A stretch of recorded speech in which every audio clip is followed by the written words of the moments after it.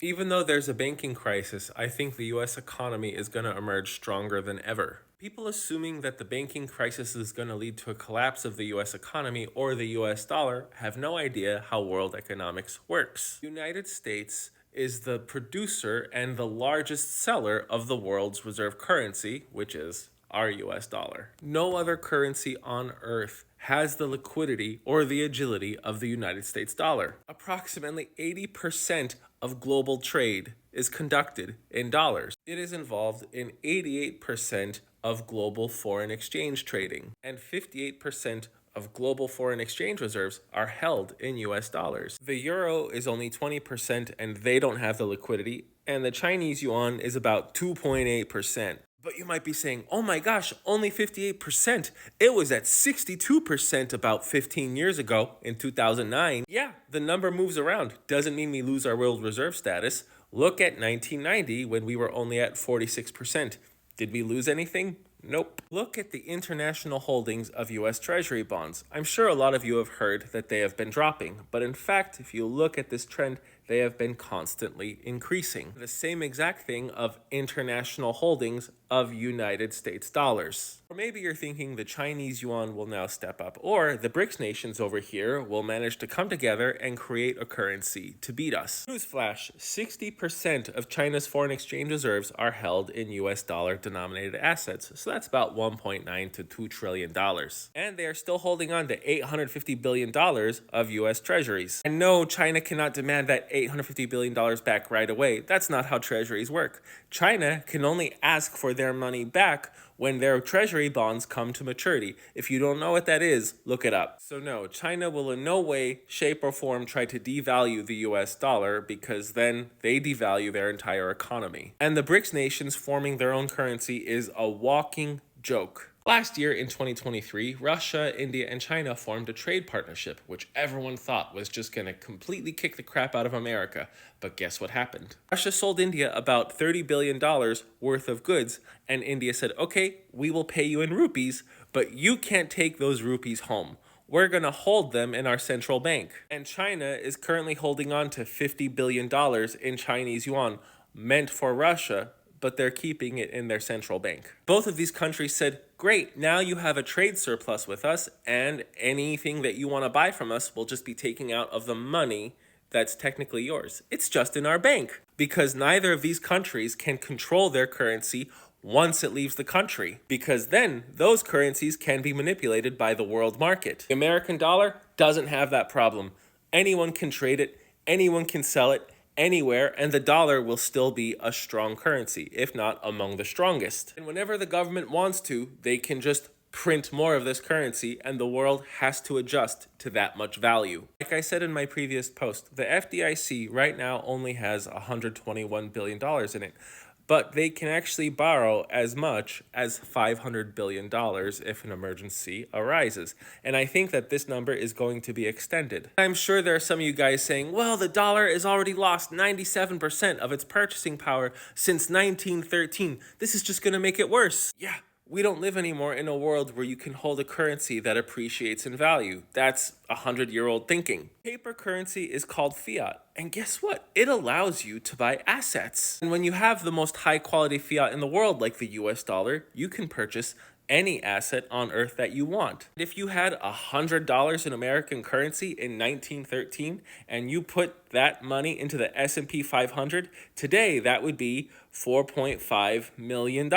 And that is the point of fiat currency, to be able to buy goods and assets. If you're not buying assets, that's on you. But there's something deeper I want to address with all of you. I think the United States government and the Fed have had it with the banks messing up the world economy like they constantly do. Our government has been putting stringent regulations on the banks, and they've also been attacking non-banks like BlackRock. Now, the funny thing about that is that since 2008, the Fed has pretty much just turned on the free money faucet, and a lot of corporations have made profits hand over fist since then. And of course, their CEOs and talking heads say that this is what happens when you let the free market take its course. Once you stop giving them free money, they turn into what they really are. Spoiled little rich boys going, oh, but how are we going to compete if you don't give us this free money?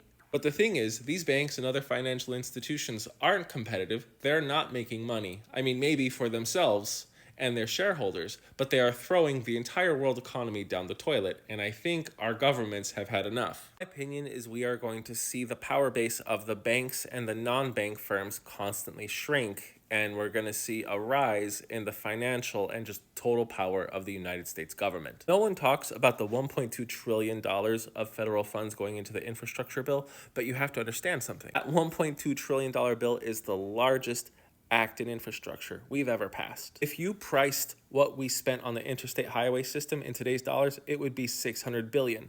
We are spending twice as much as that, which means every year for the next few years, we are going to see a couple $100 billion put directly into our economy and infrastructure. And that multiplier over a 20-year period has a multiplier of about 3.7. Even in the immediate time frame, we will see one of about 1.6 or higher. And along with that multiplier comes roads, bridges, passenger and freight rail, public transit, airports. And then there is the YIMBY Act, which passed the House last year and nobody's talking about it, which we definitely should. It means yes in my backyard, and it wants to reduce barriers to housing construction. This is a chart of new home construction from the 1970s to today.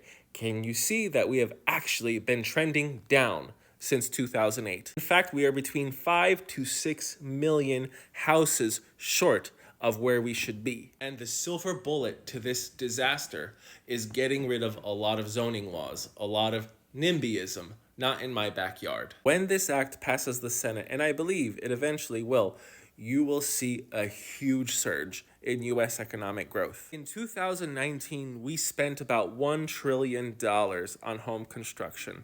It has a multiplier of about 3.8, which means we would see GDP growth of $3 trillion. And residential construction increases the personal income multiplier of 1.8 and 21.66 jobs supported per $1 million in direct outlays. If we have new home construction along with the infrastructure bill, we can have a banking crisis and still see tremendous economic growth. And if you're expecting to see a bunch of bank collapses, I disagree with you. I would look at the SP Global article saying that a lot of mergers are going to happen, not collapses. You have to remember that the Fed and the government have been watching this since they started printing trillions of dollars during the COVID crisis. They knew what to expect. So this is not an event that's going to take everyone by surprise like in 2008 or the oil shock of the 70s. And then there's the fact that Citadel CEO Ken Griffin and a couple other people, including myself, see at least one rate cut happening in September. My personal theory is that the rate cut is going to happen in September with the promise of more rate cuts every quarter to get this guy reelected. I wouldn't be surprised if the YIMBY Act passes the House at the same time. And I bet you money that we will see all the oil refineries that are down for maintenance come back online, and we will see gas prices drop too. Then this guy can take credit for this huge amount of economic expansion. He will get reelected. And the conclusion of my personal theory is that once Biden's reelected or sworn in, then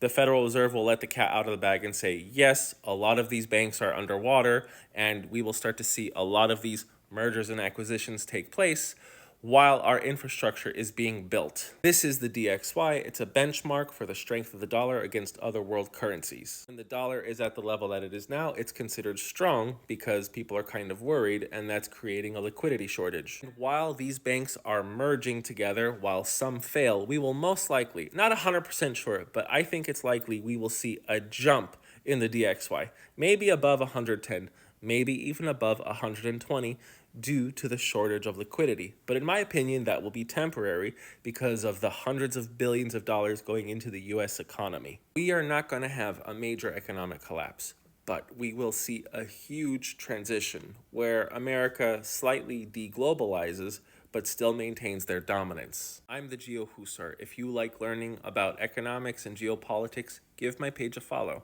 Thanks for watching.